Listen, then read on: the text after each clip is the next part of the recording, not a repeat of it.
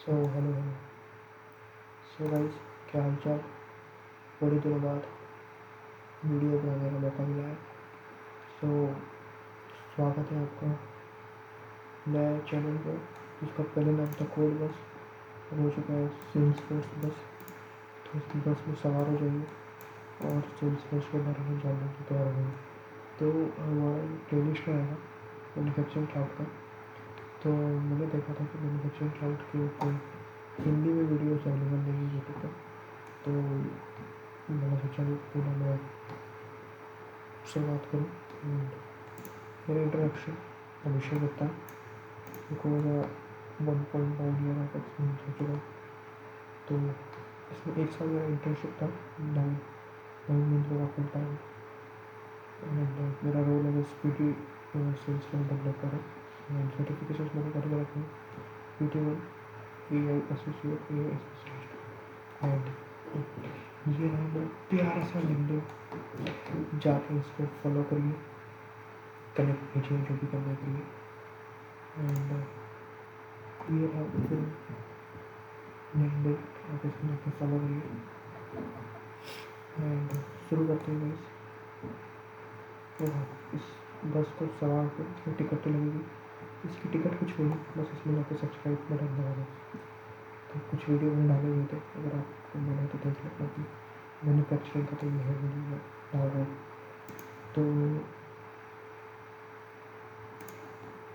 चलता है, ये रहा मोशन। मैं ये जो भी मेरा मटेरियल है, इसका मैं आपको URL दे दूँगा, तो आप इसको एक्सेस कर सकते हो जैसा मैं एक्सेस कर रहा हूँ। तो ये मेरे नोट्स है। तो सबसे पहले मैं मैन्युफैक्चरिंग क्लाउड के इसमें एक टॉपिक है। सबसे पहला टॉपिक आता है अकाउंट सेल्स एग्रीमेंट। तो पहले बेसिक से शुरू करते हैं। पहले मैं आपको बेसिक बताऊँगा, देन लाइसेंसेस क्या क्या जरूरी होगा, परमिशन सेट्स, उसके बाद डेटा मॉडल, इम्प्लीमेंटेशन करेंगे हम लोग आगे। एंड देन इसके इंटरनल में कुछ टॉपिक्स हैं और भी इम्प्लीमेंटेशन करेंगे। And life cycles of sales agreement भी देखेंगे। तो चलते हैं फर्स्ट पॉइंट पे। तो देखो, मैन्युफैक्चरिंग क्लाउड नाम से पता चल रहा है हमको कि कुछ चीज़ मटेरियल उसको जब मैन्युफैक्चर करते हैं तो उसको मैन्युफैक्चरिंग मिलता है, जो भी पूरा सिस्टम चलता है। ये तो किताबी बातें ज़्यादा करना नहीं चाहता, और आपको इस इमेज को छोड़ो, पहले इसको देखो सबसे पहले कि सेल्स एग्रीमेंट क्या होता है। सेल्स एग्रीमेंट मैन्युफैक्चरिंग में थोड़ा इम्पोर्टेंट पार्ट है, शुरुआत यहीं से होती है। तो समझ सोचो कि मैं कुछ मिस कर रहा हूँ, ठीक है। तो सबसे पहले मैं देखूँ कि सेल्स एग्रीमेंट क्या होता है। तो यहाँ पर डेफिनेशन लिखी हुई है, इसमें लिखा हुआ है कि सॉरी तो जो एग्रीमेंट होता है, एग्रीमेंट क्या होता है? किसी भी दो पार्टी के बीच में एग्रीमेंट होने की, भाई ये हमने प्रोमिस करके रखा है, तो इसको फुलफिलमेंट करना है। और सेल्स फोर्स मैन्युफैक्चरिंग में क्या होता है, उसमें सेल्स एग्रीमेंट हुआ रहता है कि ये प्रॉमिस, ये हमने आपको मतलब बोला गया है, कि हमने आपको बोला गया है कि आप हर महीने हमको या हर हफ्ते या हर साल ये सब चीज़ें प्रोवाइड करोगे, है ना। तो ये जस्ट हमारा एग्रीमेंट है। यहाँ पे डेफिनेशन में पढ़ लीजिए, sales agreement is a commitment between two parties to sell and buy a product or service under a specific terms over the specific period. It defines the planned quantity, sales price, and actual transactions such as order and payment occurred separately to the orders or contract. तो basically इसका ये मतलब है कि किसी भी दो party के बीच में प्रोमिस होते हैं कि भाई हमको ये सब चाहिए, आप हमको प्रोवाइड करोगे, उसको सेल्स एग्रीमेंट बोला जाता है। ये टूटता बहुत कम है ना। तो जैसे ये इमेज देख लेते हैं, इमेज में क्या हो रहा है कि पहले बेसिक क्या होता था हमारा, जो सेल्स एंड सर्विस क्लाउड के इसमें बेसिक में क्या होता था कि अकाउंट होता था हमारे पास। जैसे हमारे पास कोई लीड मिली, वो लीड अपॉर्चुनिटी में कन्वर्ट होती थी। यानी वो अपॉर्चुनिटी के पास चांसेस थे कि वो विन हो सकती है, लॉस हो सकती है, 2-3 चांसेस होती थी उसकी, है ना। तो देन वो अपॉर्चुनिटी जब वन हो गई तो कोर्ट में कन्वर्ट होता था, फिर वो कोर्ट में ऑर्डर वगैरह प्लेस होते थे, देन ऐसा प्रोसेस चलता था। बाद में अगर कोई अपॉर्चुनिटी आई तो फिर से वो बॉर्न होगी, फिर ये सारा प्रोसेस होगा। बट यार ऐसे बहुत सारे बिजनेसेस हैं हमारे दुनिया में, मतलब वर्ल्ड में, जो बार बार वो प्रोसेस करना अफोर्ड नहीं कर सकते हैं, उनको बहुत बड़ा प्रोसेस हो जाएगा। तो वो बिजनेस जो होता है बोलते हैं run rate business. Run rate business क्या होते हैं, ज़्यादा नीचे देखते हैं कि रन रेट बिजनेस वो होते हैं जिनको मंथली हो गया, क्वार्टरली हो गया, वीकली हो गया, कुछ ना कुछ चाहिए रहता है दूसरी कंपनियों से। फॉर एग्जाम्पल मान लो मेरे पास एक कोई कार ऑटोमोबाइल कंपनी है, अब जिसको हर महीने जो कार बनाती है, जिसको हर महीने किसी दूसरी कंपनी से बैटरीज चाहिए, है ना, उसको चाहिए ही है ना, हर क्वार्टर में उसको चाहिए 10,000 बैटरी। तो वो हर बार तो वो प्रोसेस फॉलो नहीं करेंगे, एक बार उन्होंने कर दिया और एक दूसरे के बीच में कनेक्शन बन गया क्लाइंट टू क्लाइंट। तो बार बार चीज़ें ना करने के लिए वो ऑब्जेक्ट का यूज़ करते हैं सेल्स एग्रीमेंट। यहाँ पे आप सेल्स एग्रीमेंट को एक टाइप का बिजनेस ही मान सकते हैं। मैन्युफैक्चरिंग में सेल्स एग्रीमेंट को आप अपॉर्चुनिटी वाला बिजनेस ही मान सकते हैं कि ये हमारे पास आ चुका है, तो ये हमको मतलब डायरेक्टली लिंक कर सकते हैं कि ये सेल्स एग्रीमेंट एक टाइप का अपॉर्चुनिटी है हमारे बिजनेस के लिए। रंटेड बिजनेस समझ गए ना क्या है, कि जो बिजनेस जिनको बार बार चीज़ें चाहिए रहती है दूसरे से, जो ऐसा रुक नहीं सकते, उनको चाहिए ही। बेनिफिट में सेल्स एग्रीमेंट ऑर्डर में कन्वर्ट होता है, जब ऐसा सारा प्रोसेस चलता है। ये जस्ट मैंने क्या रेफरेंस के लिए बताऊँगा, ठीक है। जैसे दूसरा बिजनेस कर सकते हैं कि मेरे पास कोई हाइड्रोलिक पंप है, उसको हर 6 महीने में रिप्लेस करना ही पड़ता है, कुछ स्पेयर पार्ट्स वगैरह चाहिए रहते हैं, तो वो किसी और से बुलवाते होंगे, तो उसको रनिंग बिजनेस बोलते हैं, है ना। एंड जो मैन्युफैक्चरिंग क्लाउड जो होता है उसके कुछ की फीचर्स होते हैं, जैसे मान लो सेल्स एग्रीमेंट ये हम आज कवर कर रहे हैं, देन उसके बाद account based forecasting, and then इसके अंदर आता है एडवांस अकाउंट बेस्ड फोरकास्टिंग, वो भी कवर करेंगे। Manufacturing analytics, debate management and service forecasting, ये पाँचों चीज़ हम कवर करेंगे। सबसे पहले अकाउंट सेल्स एग्रीमेंट पे फोकस करते हैं। एंड हाँ, सेल्स एग्रीमेंट में क्या क्या ऑब्जेक्ट्स इंपॉर्टेंट है। प्रोडक्ट होता है, उसमें ऑर्डर होता है, प्राइस बुक होता है, शेड्यूल होता है एंड कॉन्ट्रैक्ट होता है। ये पाँचों को मिला के हमारा होता है एग्रीमेंट, ठीक है। चलते हैं अब दूसरी वाली फाइल में।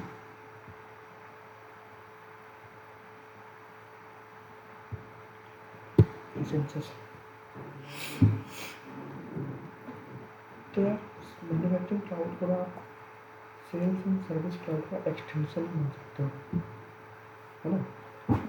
सेल्स एंड सर्विस क्लाउड में भी सेम ही होता है, यहाँ पे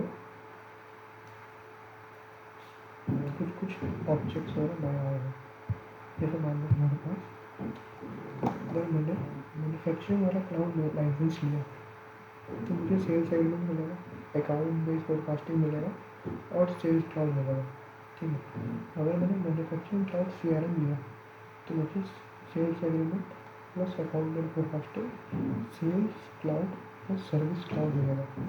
कुछ इसमें एड ऑन भी है, जैसे partner community for manufacturing and management analytics for manufacturing, तो ये सब हमको मिल सकता है। इसके नीचे मैंने प्राइसिंग वगैरह भी डाल के रखा है, ये आई गेस थोड़े चेंज हो गए होंगे, तो अगर आप इंटरेस्टेड हो तो नेट पर डाल के देख सकते हैं कि इनके प्राइसेस क्या है। और ये तीनों उसके ये सब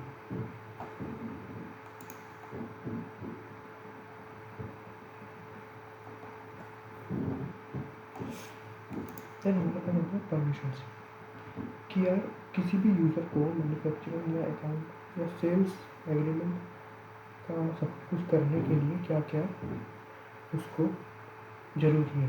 पहले तो यहाँ पर परमिशंस है, ये जो परमिशन मैं बता रहा हूँ ये ओवरऑल मैन्युफैक्चरिंग क्लाउड के ही मैं परमिशन बता रहा हूँ। वैसे होते तो बहुत सारे परमिशन है, बट ये 5 मैं बता रहा हूँ, आई होप ये विजिबल होगा। पहला परमिशन है हमारे पास मैन्युफैक्चरिंग अकाउंट फोरकास्ट, दूसरा है manufacturing account main department, manufacturing sales agreement, manufacturing sales agreement for community, है ना। तो ये नाम से क्लियर है, बट मैं बता रहा हूँ कि मैन्युफैक्चरिंग अकाउंट फोरकास्टिंग, जब हम लोग अकाउंट फोरकास्टिंग करेंगे तो चीज़ें सही से हो रही हैं कि नहीं, सारी जो फंक्शनलिटी है उसके लिए परमिशन चाहिए होता है यूज़र्स को, नहीं तो वो कर नहीं पाएगा। मैन्युफैक्चरिंग अकाउंट मैनेजर टारगेट, ये क्या चीज़ है कि मान लो मेरे पास कोई एक मैनेजर है ऊपर वाला मेरा, है ना, एंड मान लो उसके नीचे उसके जो भी फील्ड में जो वर्कर्स काम करते हैं जिनको रैप बोलते हैं, REP, जो कि दुकानों में जा जाके मतलब चेक करते हैं कि हमारे प्रोडक्ट सही है कि नहीं, कितने ऑर्डर आपको लेने हैं कि नहीं, रिटेलर वगैरह को। तो अगर उनको कुछ टारगेट असाइन करना है मैनेजर, तो उस मैनेजर को एक परमिशन लगेगा, सेकंड वाला आपने लिखा ना, मैनेजर को असाइन टारगेट जो है सेल्स रखते हैं, तो परमिशन लगेगा। मैन्युफैक्चरिंग सेल्स एग्रीमेंट वाला ये परमिशन चाहिए रहता है, एंड ये होता है इंटरनल यूज़र के लिए, यहाँ पर लिखा हुआ है थर्ड वाला for internal user, and for the manufacturing sales agreement for community. ये जब हम लोग हमारे ऑर्ग को डिजिटल एक्सपीरियंस साइट या क्लाउड, कम्युनिटी क्लाउड या उसको बोलते हैं, उससे अगर लिंक कर रहे हो, उनकी वेबसाइट बना रहे हो हमें, तो एक्सटर्नल यूज़र्स को एक्सेस करने के लिए ये सब परमिशन चाहिए होगी कम्युनिटी को। तो परमिशन हो गया हमारा। अब चलते हैं डेटा मॉडल के अंदर।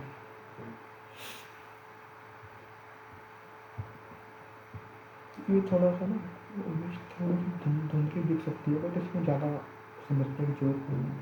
इसमें बस ये समझो कि हमारे पास ऊपर एक अकाउंट था, तो पहले क्या होता था, अकाउंट था, उसके बाद अपॉर्चुनिटी, फिर वो अपॉर्चुनिटी लिंक करता था अपॉर्चुनिटी प्रोडक्ट से, ये चलता था। बट अभी क्या होता है कि अकाउंट है, देन वो डायरेक्ट ये सेल्स एग्रीमेंट हमारे पास ऑब्जेक्ट है, देन सेल्स एग्रीमेंट के नीचे में दो और ऑब्जेक्ट्स हैं जो कि इसके चाइल्ड ऑब्जेक्ट आप मान लो, या इनका रिलेशनशिप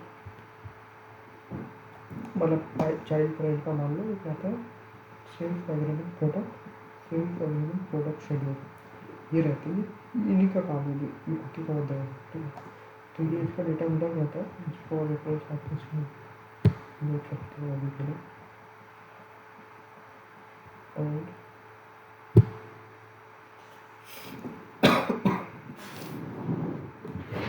अब आते हैं इम्प्लीमेंटेशन के बारे में। तो क्या होता है ना कि जैसे ये मेरे पास ऑर्ग है, ये ऑर्ग आपको ना लेना पड़ेगा मैन्युफैक्चरिंग वाला, मतलब आप नेट पे डालोगे ना, तो आप फिर वहाँ पर बेसिक एक फॉर्म आता है, वो सब फिल करने के बाद आप ये ऑर्ग अपना ले सकते हो। तो जब ये ऑर्ग आपके पास आ जाएगा, तो आपको क्या करना है, सेल्स एग्रीमेंट की ना पहले कुछ सेटिंग्स करनी पड़ती है ऑर्ग लेवल वाली, है ना। वो सेटिंग्स करने के बाद आप सेल्स एग्रीमेंट का रिकॉर्ड बना सकते हो। तो वो कैसे करते हैं सेटिंग्स, पहले आपको वो देखो कि इम्प्लीमेंटेशन सेटिंग्स, इम्प्लीमेंट करने के पहले जो सेटिंग रहती है वो है।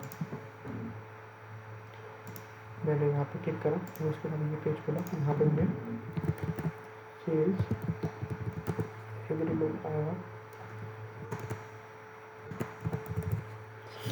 ये देखो मैन्युफैक्चरिंग के अंदर आता है सेल्स एग्रीमेंट, इस पर मैंने क्लिक किया,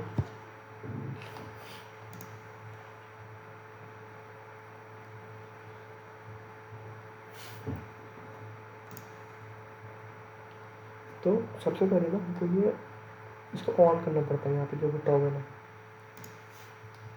तो ये ऑन हुआ, देन हमारे पास कुछ और सेटिंग्स ओपन हो जाएगी। तो एक एक करके देखते हैं, टेंशन लो, सारा कुछ देखेंगे। तो थोड़ा सा मैं जूम कर लेता हूँ फ़ोन पे, इसको करके मैं डिस्मिस बता रहा हूँ यहाँ पे। हमने इसको इनेबल किया, तो उसके बाद हमारी दूसरी सेटिंग्स है डिफ़ॉल्ट एनालिटिक्स डैशबोर्ड। तो ये आप जब रिकॉर्ड बनाओगे ना, जब सेल्स एग्रीमेंट वाला आप देखोगे, तो उसके ऊपर आता है एक आइंस्टाइन एनालिटिक्स या ऊपर कुछ भी ऐसे डैशबोर्ड आता है। तो वो अगर आपको देखना है या नहीं देखना, तो उसके लिए है। तो अभी के लिए इसको इनेबल करने देते हैं।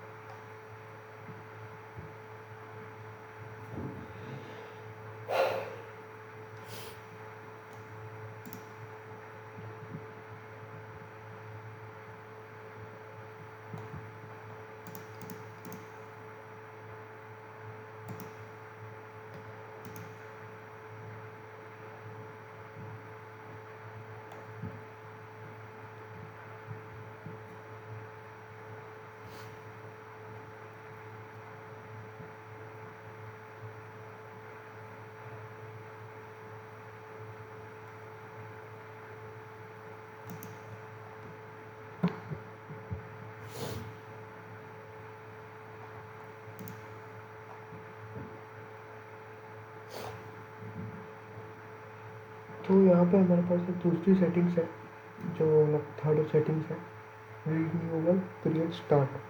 तो इसमें क्या होता है कि आपने मान लीजिए कोई सेल्स एग्रीमेंट रखा, देन उसको रिन्यू हम लोग कब कर सकते हैं? मान लो स्टार्टिंग में तो रिन्यू नहीं करने लग जाएंगे, हमने इतना माथापच्ची करके हम लोगों ने एग्रीमेंट बनाया, और वो स्टार्टिंग में तो रिन्यू करने के लिए कुछ एक स्पेसिफिक टाइम होता है ना कि भाई इतने दिन के बाद उसको आपको अच्छा नहीं लग रहा तो इसको रिन्यू करो। तो आपको कितने दिन के बाद या स्टार्ट होने के बाद कितने दिन के बाद आप उसको रिन्यू करने के लिए मतलब ऑप्शन देना चाहते हो, ये उसके लिए है। थोड़ा सा नोट्स में भी चलते हैं कि यहाँ पे एक एग्जांपल लिखा हुआ है। For example, if the end dates of the sales agreement is 31 December and the defined the renewal period is 30। तो इसका मतलब ये है कि मान लीजिए एंड डेट मेरा सेल्स एग्रीमेंट का 31 दिसंबर है एंड मैंने रिन्यूअल पीरियड डाल के रखा है 30। तो वो एंड होने के पहले कितने दिन पहले से रिन्यू करना स्टार्ट कर सकता है, तो यहाँ पे ये है।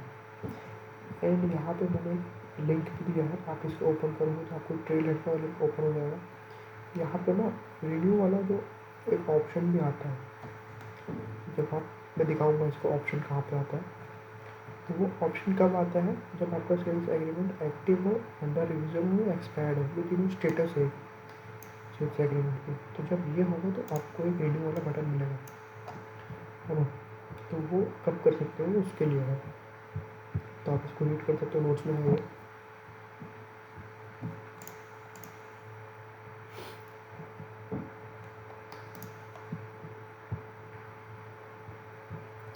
तो हमारे पास यहाँ पे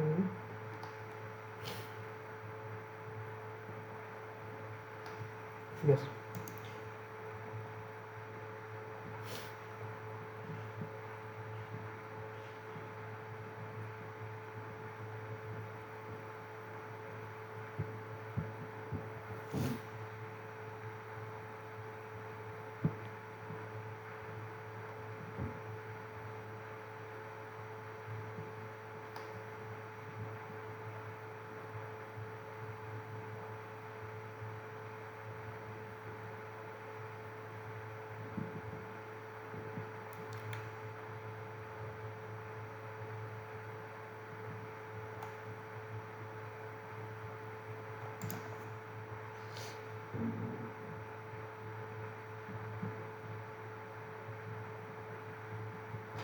तो ये वाला ये कुछ ऐसा है कि मान लीजिए हमको फ्यूचर की कुछ एक्चुअल शेड्यूल्स या फ्यूचर की कुछ एक्चुअल कैलकुलेशन है, तो वो अगर हमको शेड्यूल कराना है तो ये उसमें नंबर हमें डाल के रखते हैं। एक बार आप नोट्स उसको गो थ्रू करो तो आपको ये समझ आ जाएगा। एक बार ये मुझे देखना पड़ेगा इसके बारे में, एंड मैं थोड़ा मिस कर रहा हूँ।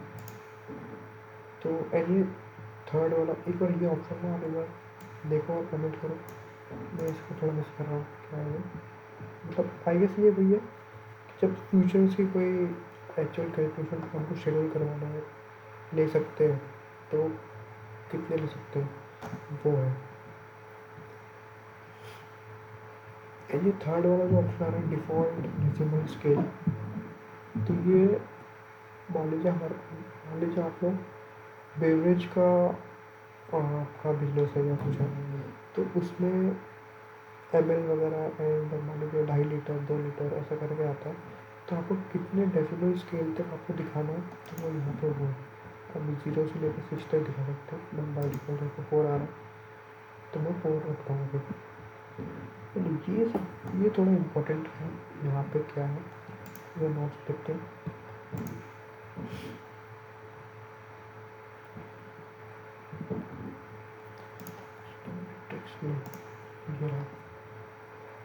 ये जो सेटिंग्स है ना यहाँ से यहाँ तक यही डिसाइड करती है कि आपका जो सेल्स एग्रीमेंट है वो बिहेव किस टाइप का करेगा, मतलब आपको करवाना क्या है।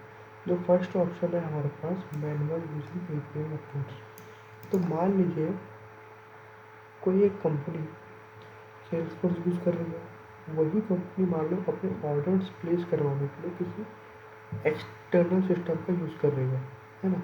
अब सेल्स एग्रीमेंट में तो हमको चाहिए कि यार उसके ऑर्डर्स वगैरह कितना हुआ है उस हिसाब से, है ना, मतलब वो चाहिए। तो दूसरे सिस्टम से कितने ऑर्डर्स प्लेस हुए हैं कि नहीं, वो सारे सेल्स एग्रीमेंट में कैलकुलेट होंगे। तो वहाँ से लाने के लिए यहाँ तो हमको यहाँ पे ये ऑप्शन चूज़ करना पड़ेगा, है ना। एंड मान लीजिए हमको सेल्स एग्रीमेंट हमारे और में ही ऑर्डर्स हमारे कैलकुलेट हो रहे हैं, तो हमको ये वाला ऑप्शन चूज़ करना है। एंड थर्ड वाला ऑप्शन क्या है कि automatically from the order for the contact, अगर हमारे कॉन्ट्रैक्ट बन रहे हैं पहले हमारे इस ऑर्डर में, एंड उस कॉन्ट्रैक्ट से लिंक है हमारे ऑर्डर्स, देन वो ऑर्डर्स की कैलकुलेशन हम सेल्स एग्रीमेंट में कर सकते हैं। तो वो उसके लिए है। एंड ये वाला जो एक पहले आप यूट्यूब में आप पुराने कोई वीडियो देखोगे तो उसमें ये वाला ऑप्शन नहीं था, बट ये वाला क्या है, इसको डेटा प्रोसेसिंग इंजन DPE बोलते हैं। एंड ये कब यूज़ होता है जब मान लीजिए बहुत ही कुछ ज़्यादा बैकएंड में कस्टम लॉजिक लिखना है कि यार हमको सेल्स एग्रीमेंट ऐसा चाहिए, बहुत ही कस्टम फील्ड्स है, मतलब just out of the box functionality उसको नहीं चाहिए। आउट ऑफ द बॉक्स मतलब जो सेल्स फोर्स प्रोवाइड करता है, तो वो अगर नहीं चाहिए तब जाके हम लोग खुद की DPE इम्प्लीमेंट करते हैं। अदरवाइज इसके बैकएंड में जो भी आप ऑप्शन चूज़ करोगे ना, एंड देन जब वो बैकएंड में सारी चीज़ें प्रोसेस होती हैं तो वो चीज़ें DPE ही चलती है। बट अब हमको वहाँ से नहीं, हमको अपना ही DPE बनाना है, तो उसके लिए यूज़ होता है।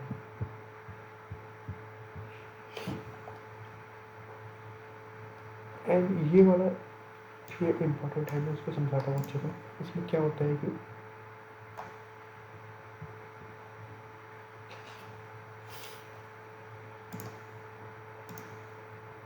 यहाँ पे ना हम कस्टम मैट्रिक्स बनाते हैं। कस्टम मैट्रिक्स मतलब क्या होता है कि मान लीजिए हमको कुछ चीज़ें ट्रैक करनी है।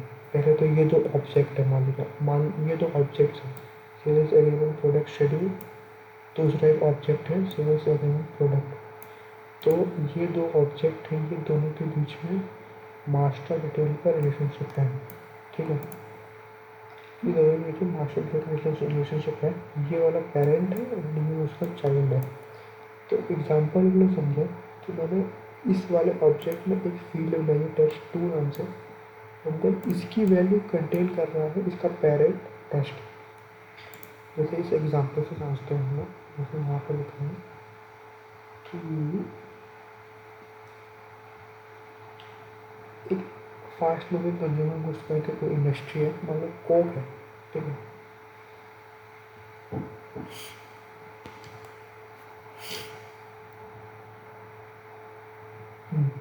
तो मान लीजिए कोक वाली जो कंपनी है उसको चाहिए कि अकाउंट में जाकर के ट्रैक करने के लिए कितनी उसकी इन्वेंट्री अवेलेबल है, कितनी उसकी इन्वेंट्री यूज हो चुकी है। तो वो एक फील्ड बनाएगा चाइल्ड ऑब्जेक्ट में, इन्वेंट्री अवेलेबल। पेरेंट में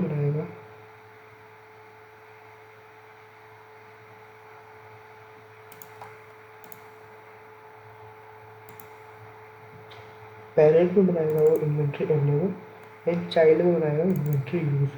एंड देन इन दोनों को लिंक करेगा, तब जाके उसको समझ आएगा कि आप इतनी इन्वेंट्री यूज हो रही है, इतनी वो हो रही है, तो बची कितनी है। तो ये सारी चीज़ें करने के लिए हम लोग करते हैं। जैसे मान लीजिए मैं अगर आपको बना के दिखाऊँ तो सेकंड एग्जाम्पल देख लेते हैं कि तो पेरेंट में मैंने बनाया टोटल रेवेन्यू करके फील्ड, चाइल्ड में बनाया मैंने मंथली रेवेन्यू। एंड चाइल्ड तो अपने बहुत रह सकता है, मान लीजिए दिल्ली मुंबई, तो वो एक टाइप का इसका रोलअप लेके आएगा वहाँ पे इस पेरेंट वाली फील्ड में मैप हो गया आएगा, एंड देन हम उसको ट्रैक कर सकते हैं।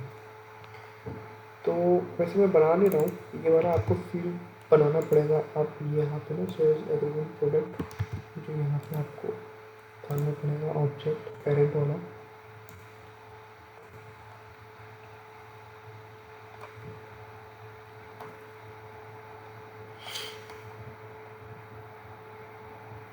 यहाँ पे आप जो आप एक मैनेजर है, तो थोड़ा टाइम लेगा।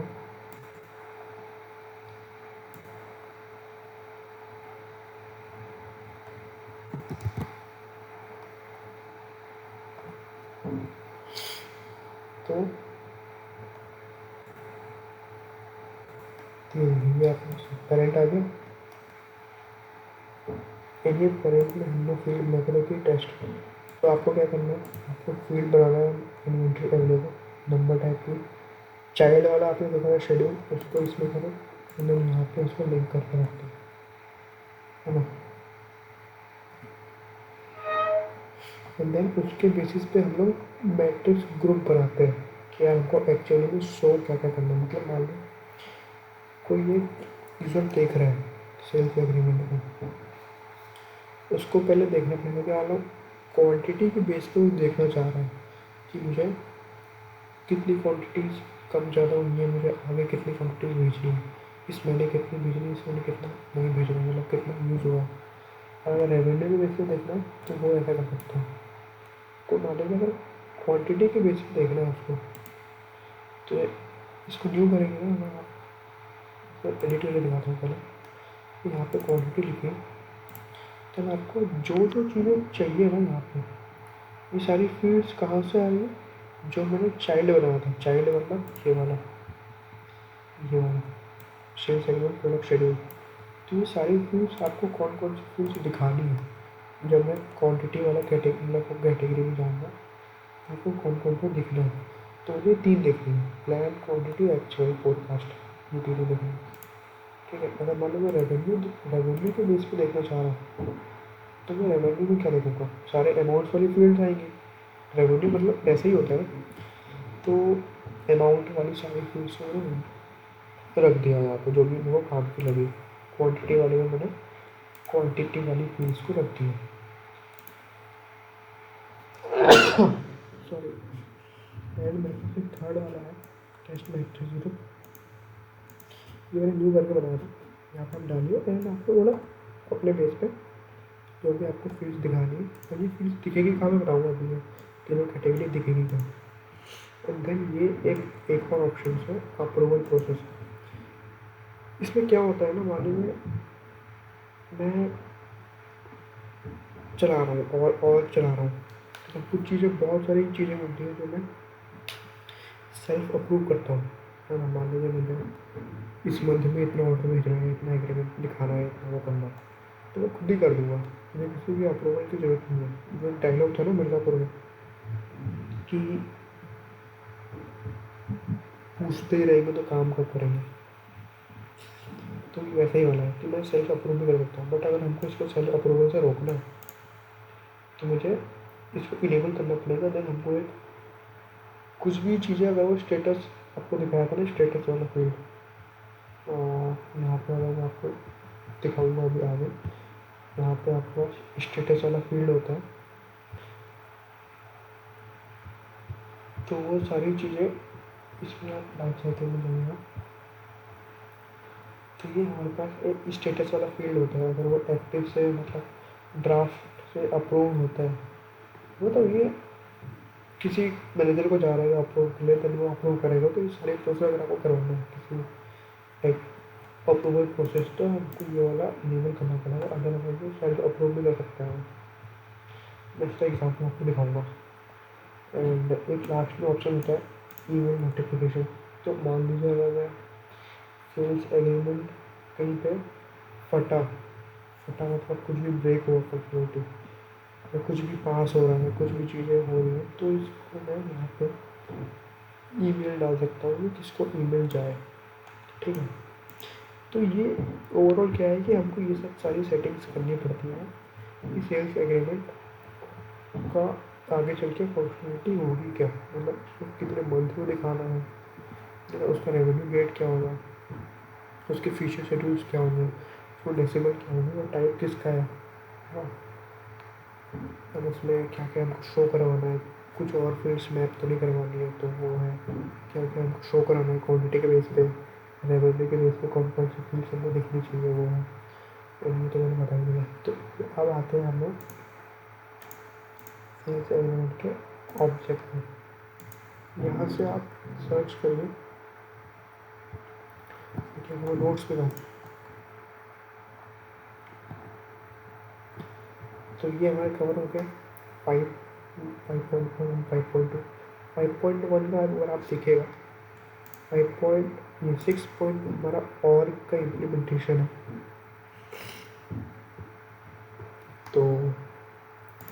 सबसे पहले हम यहाँ पर सर्च करेंगे सेल्स एग्रीमेंट, सेल्स एग्रीमेंट। तो यहाँ पर मैंने कुछ बना के रखा, तो आपको मैं वही बना के दिखाता हूँ।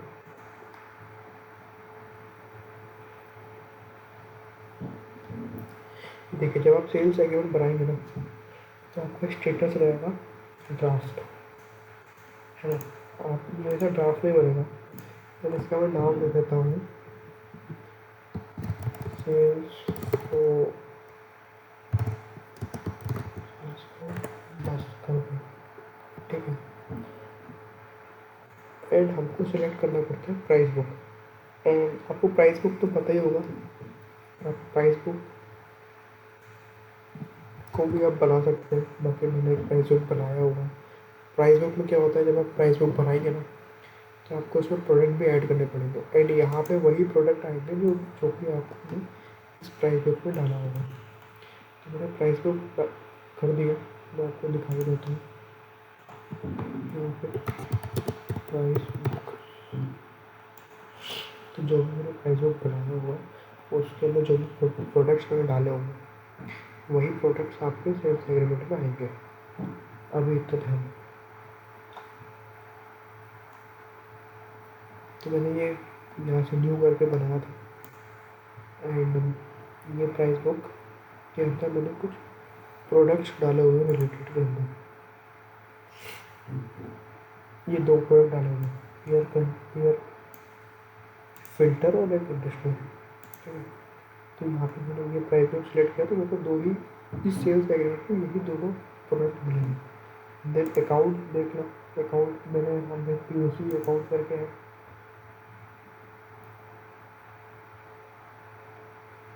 उसमें क्या है, स्टार्ट डेट क्या होना चाहिए कि सेल्स एग्रीमेंट कब से स्टार्ट हो रहा है। मान लेते हैं मैंने आज का ही डेट डाल देंगे। कॉन्टेंट आपका मैंने सेट कर लो। यहाँ पर मुझे शेड्यूल, ये इम्पोर्टेंट फील्ड है कि मुझे दिखाना वीकली बेसिस पे है, एक टेबल बन के आएगा। तो उसको वीकली बेसिस पे दिखाना है, मंथली या क्वार्टरली, ईयरली या वन टाइम। तो मैं मंथली सेलेक्ट कर रहा हूँ। एंड यहाँ पर ना मुझे काउंट डालना पड़ेगा, शेड्यूल काउंट, कि मैं 5-3 मार्च से मैं कब तक दिखाना चाहता हूँ। मान लो मैंने डाल दिया यहाँ पे 12, तो ये 2026 मार्च तक का दिखाएगा। एंड ये एंड डेट, स्टार्ट डेट और ये इन दोनों के बेसिस पे यहाँ पे डल जाएगी, है ना। मतलब ये अगर मैं 1 डाल दूँ तो ये मार्च और अप्रैल पे दिखाएगा, इसलिए मैं इसको 12 डालता हूँ तो 1 साल का हो जाएगा। यानी यहाँ पे ये एंड डेट पे 12 हो जाएगी।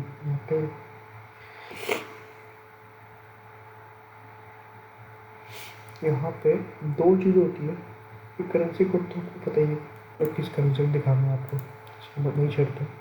एक प्रोडक्ट लेवल होता है और एक कैटेगरी लेवल होता है। तो अभी के लिए हम लोग प्रोडक्ट लेवल देखते हैं, कैटेगरी लेवल इसके बाद देखेंगे।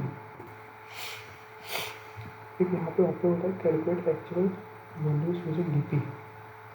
तो अगर आपका कोई कस्टम DP बनाया हुआ है, तो अगर उसको यूज़ करवाना है तो उसका चेकबॉक्स आप कर सकते हैं। एंड प्राइस एडजस्टमेंट शेड्यूल, ये इसको पता नहीं क्या। एंड ये डेसिमल आपको 4 कहाँ से दिख रहा है, जो कि हमने यहाँ पे सेट किया था, जो भी डेसिमल वाला बताया था ना मैंने यहाँ पे, तो बाय डिफॉल्ट वाला यहाँ पे आ रहा है।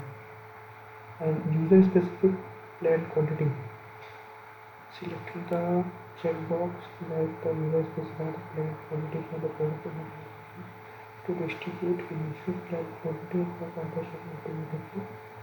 एंड हाँ, ये क्या होता है कि कुछ एक वैल्यू आएगी, अगर वो उसको आपको 1 साल के इसमें मैनुअली डिस्ट्रीब्यूट करना है। मान लीजिए 10 आई है वैल्यू, मान लीजिए 12 आई है, तो 1 साल के इसमें सब मंथ में 1-1-1 में डिस्ट्रीब्यूट हो जाएगा, या आपको खुद से करना है। तो इसको मैं अभी ऑटोमेटिकली रहने देता हूँ। मान लीजिए अगर 12 वैल्यू आई तो वो डिवाइडेड बाय 12 हो जाएगा। मतलब आपने जो भी ऊपर सेलेक्ट किया होगा आपका स्टार्ट डेट और शेड्यूल अगर मान लीजिए 1 साल का है तो वो हर महीने में 12 डिवाइड हो जाएगा, मतलब 1 डिवाइड हो जाएगा। तो उसके लिए अगर आपको खुद से करना है तो ये आप चेक कर सकते हो। इसके लिए सेव करता हूँ।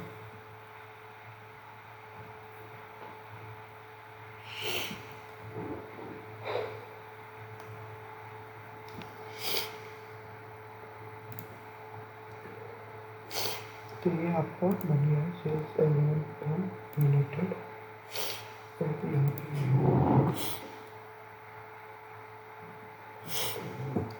जस्ट कितनी मंथ से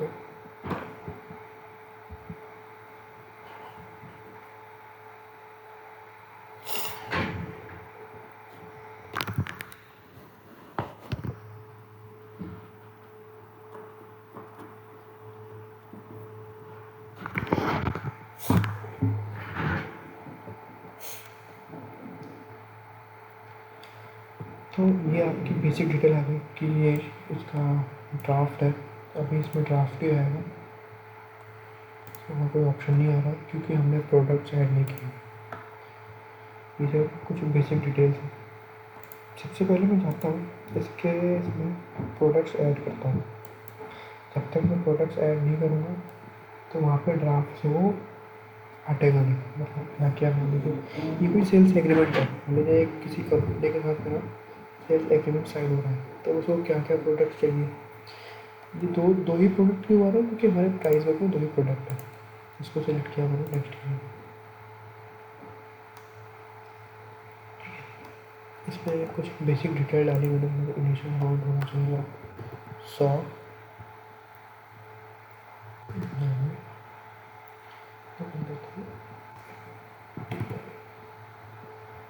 डिस्काउंट परसेंटेज नहीं देना, दे देता हूँ 10%।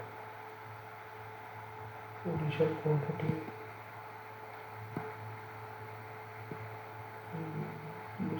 वाली को मैं लेता हूँ 599, ठीक है 699। फिर मान लीजिए आपने क्वांटिटी, अगर मान लीजिए यहाँ पर मैंने 0.6 ले लिया और मैंने डेसिमल वाले को सिलेक्ट नहीं किया तो ये मुझे सेव नहीं करने देगा, ठीक है। तो मुझे अगर डेसिमल लेना है तो इसको चेक बॉक्स डालना पड़ेगा। इसको मैंने सेव किया। देन ये यहाँ पे प्रोडक्ट्स ऐड हो गए एंड यहाँ पे ये देखिए यहाँ पे मेरे पास, इसको डिसमिस कर दीजिए और इसको थोड़ा सा जूम करता हूँ। हाँ देखिए क्वांटिटी मैंने सिलेक्ट किया था, मैंने आपको ये बता रहा था वहाँ पे, कहाँ पे, यहाँ पे। तो जो हम लोग कस्टम मैट्रिक्स बना रहे थे,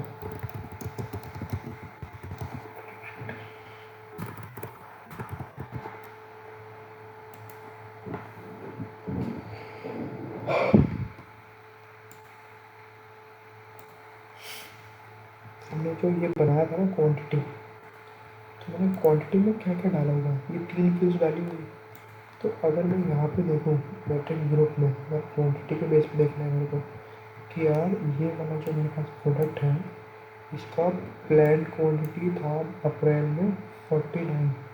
देखो मैंने डाला हुआ था 599.6, है ना, और मैंने एक चेक बॉक्स भी सिलेक्ट किया हुआ था, ये वाला अनचेक्ड है। मतलब तो ये अनचेक्ड है, इसका मतलब क्या है कि ये अपने आप ही जितना मेरे पास मंथ होंगे वो डिवाइड कर देगा इक्वली। तो अप्रैल में मान लो अगर मेरे पास प्लान इतना है तो ये सेल्स फोर्स में जो भी डीपी ही इंटरनल रन हो रही होगी तो वो कह रहा है कि भाई आपको अगर आपका प्लान इतना है तो आपको अप्रैल में इतना तो भेजना ही पड़ेगा, मार्च में इतना ही भेजना पड़ेगा। ऐसे कर करके वो उसने सेग्रीगेट किया होगा और एक्चुअल कितना आपने भेजा होगा। तो अभी तो 0 दिखाएगा कि अभी तो कुछ आपने सेल नहीं किया। और ये फोरकास्टेड क्वांटिटी ही इतनी ही है कि मतलब ये वैल्यू इसमें आ रही है। इसके लिए किसी नहीं है, किसी और 699 को इसको उस पर कर दिया, क्या होता है, डिवाइड कर दिया इसको। मैं शो ऑन शेड्यूल करूँगा तो ये आ जाएगा कि कहाँ तक है। ये है हमारा, हमने 12 मिनट डाल के रखा था ना, तो वो मार्च से लेकर फेब तक के 12 मिनट उसने ले लिया। ठीक है, अगर मैं इसको रेवेन्यू में से दिखा रहा हूँ तो ये देखो टोटल अमाउंट कितना होगा, डिवाइड करके बताया कि इतना सब आना चाहिए। और हमारा जो टेस्ट मैट्रिक्स ग्रुप है, दो इंडिसेस की वैल्यू तो मतलब कुछ आ ही नहीं है ना। तो ये सब चीज़ें ना उसने डाल के रखा था, वो उसके बेस पे उसने सेग्रीगेट कर दिया। अब क्या होगा कि अभी मैं ना ऑर्डर ऐड नहीं कर पा रहा हूँ। ऑर्डर ऐड क्यों नहीं कर पा रहा हूँ, क्योंकि ये अभी ड्राफ्ट में ही है। अब इसमें ऑप्शन आ जाएगा कि ड्राफ्ट से लेकर, अभी पहले इसमें ड्राफ्ट ही ऑप्शन आ रहा था। क्यों, क्योंकि हमने यहाँ पे प्रोडक्ट्स ऐड नहीं किए थे। अब ना इसमें क्या होगा कि अप्रूव्ड का जाएगा। अब इसमें क्या होगा कि मान लीजिए स्टार्ट डेट आज की ही है, इसमें अगर कैंसिल करता हूँ स्टार्ट डेट में और पीछे कर सकता हूँ तो सेव करता हूँ, यस। एंड अब मैं इसको ना अगर ड्राफ्ट से लेकर इसको ड्राफ्ट से मैं अपलोड करूँ तो ये डायरेक्टली एक्टिवेट हो जाएगा।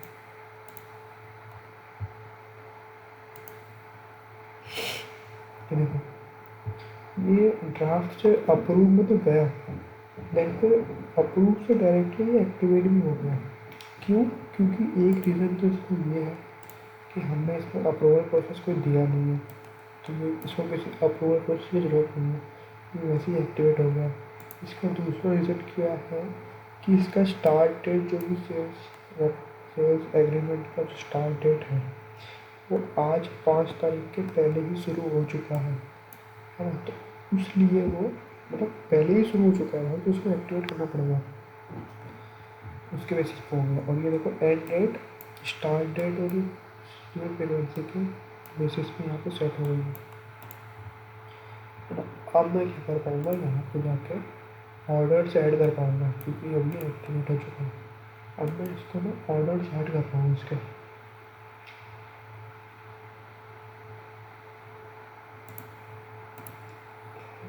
POC अकाउंट ले लेता हूँ, स्टेटस इसका ड्राफ्ट ले लेता हूँ, ऑर्डर स्टार्ट डेट देखता हूँ 5, कुछ है इसमें देखेगा। सेल्स एग्रीमेंट हमारा ये वाला है, सेल्स फर्स्ट जो कि पिछली तरह था मैंने डाल दिया।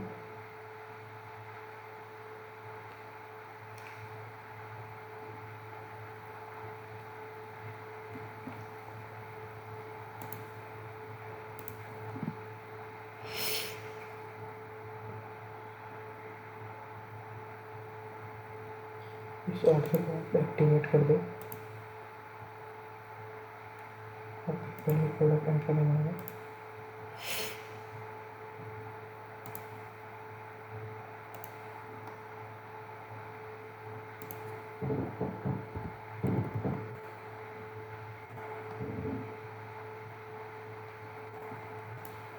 एक्टिवेट किया मैंने।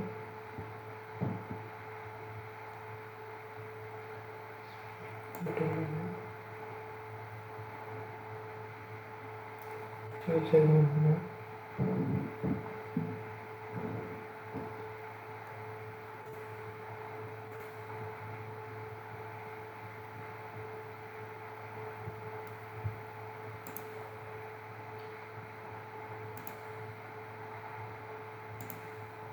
तो अपना मैंने ऑर्डर भी डाल चुका है, तो अब इसमें ऑप्शन आ चुका है एक्सपायर्ड वाला।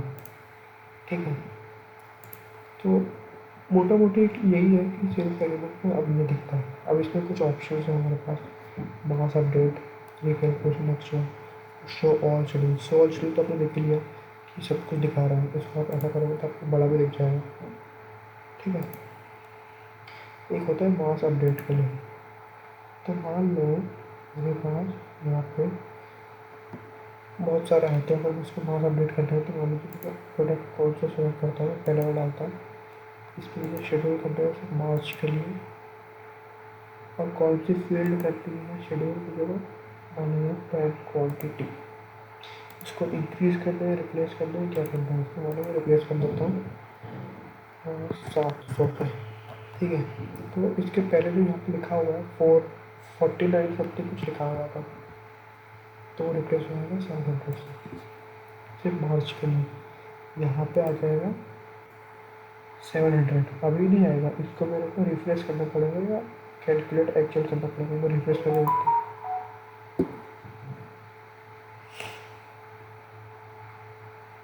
देखो मेरे को मेल भी आ गया था, मैं आपको मेल दिखाऊँ तो मेरे को मेल आया है जिस और से मैंने डाला है ना उसमें वहाँ सबमिट हो चुका है। तो यहाँ पे एक आपको दिख जाएगा कि अपडेट हुआ है।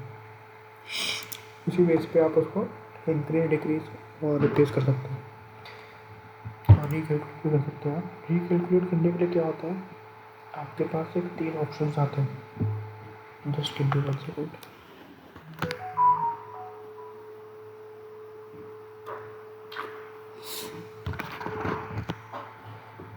मान लीजिए आपने कुछ चेंजेस करे हैं प्रोडक्ट्स की क्वांटिटी में या प्रोडक्ट के इसमें, एंड देन आपको उसको रिकैलकुलेट करना है।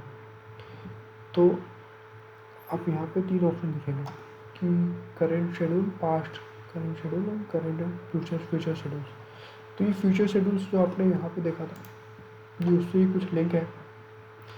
तो अगर आपको वो सारी चीज़ें की बेस पे आपको उसको शेड्यूल करना है, मान लीजिए मैं करेंट शेड्यूल करूँगा तो भी यहाँ पे ये जो पूरा रिफ्रेश होके आ जाएगा।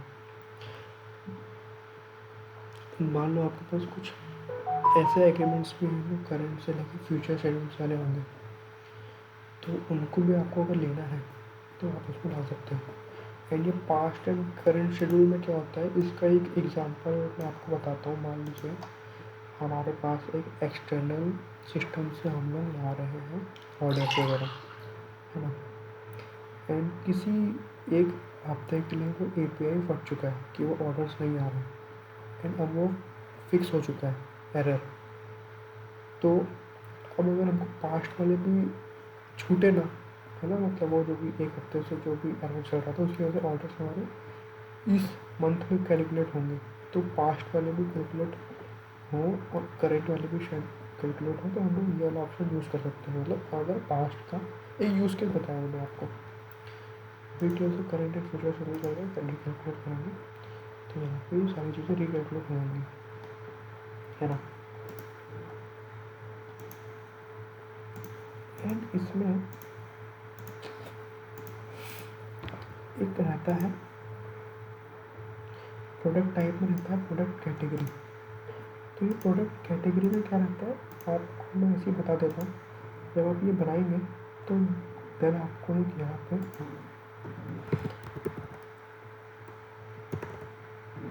कैटेगरीज बनाना पड़ेगा, एंड देन वो कैटेगरीज में आपको आई गेस जैसे आप यहाँ पे देख रहे हो ना,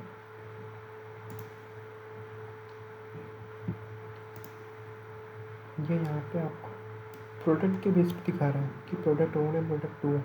एंड देन मान लीजिए आपने कोई कैटेगरी बनाई कैटेगरी A, एंड वो कैटेगरी A में आपने 5 प्रोडक्ट रखे, तो यहाँ पे वो उसके बेसिस पे दिखाएगा। एंड यहाँ पे कैटेगरी दूसरी बनाई है तो उसमें 10 प्रोडक्ट रखे हैं, देन वो उसके बेसिस पे दिखाएगा। एंड इसमें एक पॉइंट है कैटेगरी वाले में, एक रहता है इस प्राइमरी, इसको चेकबॉक्स ट्रू रहना चाहिए, तो वो उसके लिए है। देन एक बार मैं नोट्स में चलता हूँ, कुछ छूट तो नहीं रहा है। हाँ मैं ये कह रहा था कि जब कैटेगरी वाला करोगे ना आप, तो कैटेगरी वाला उसको इस प्राइमरी को ट्रू रखना, एक वहाँ पे चेक रहता है ना।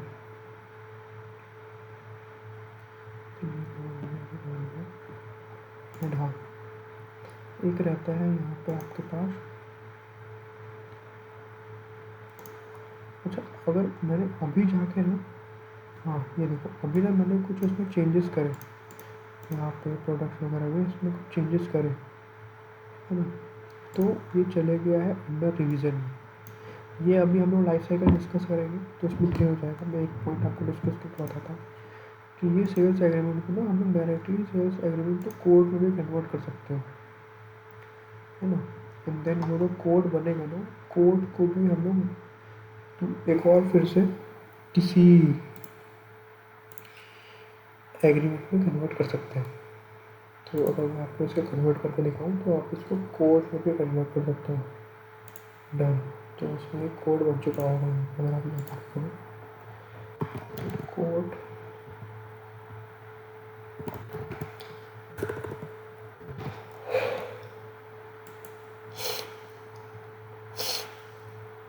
देखो यहाँ पे कोड बन चुका है।